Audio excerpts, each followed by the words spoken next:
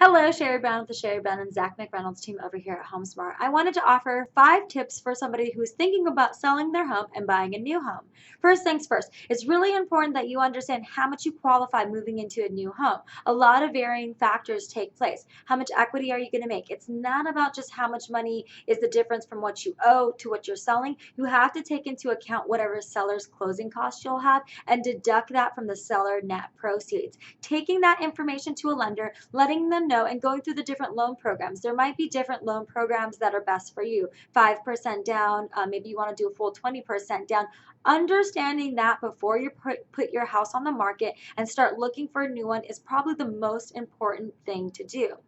The other thing is start packing. You know that you want to move, you know you're going to sell your house, you're going through the process.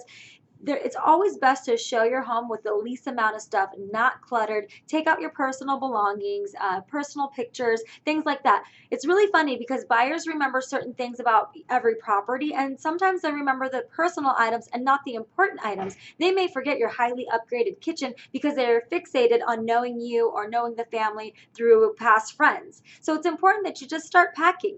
The other thing is you do want to have a realtor walk through your home, do any small repairs.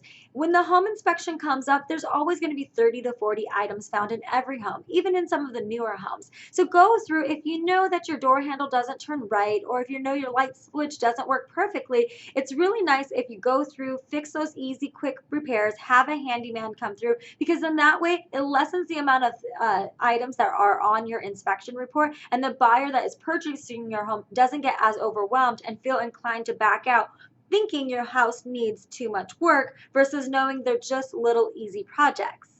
You also want to make sure that you're not doing any upgrades to your home, because sometimes we think that if we upgrade our flooring or upgrade our bathroom that we're going to see a great return or it's going to help you sell faster. And in that case, that's not true. It's all about selling your home for the most amount of money in the least amount of time and having the smoothest transaction. So having a huge project at your house sometimes doesn't obtain that, and it's just not worth it.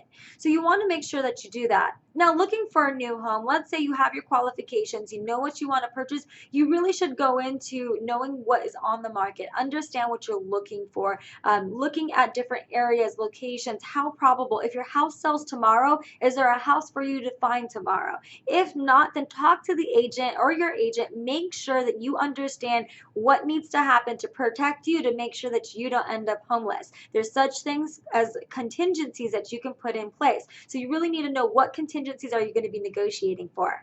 I hope you found this helpful. If you're thinking about selling your house and buying a new one, I'd love to sit down with you and go more in depth. So give me a call at 661-877-1929. Again, 661-877-1929. Take care.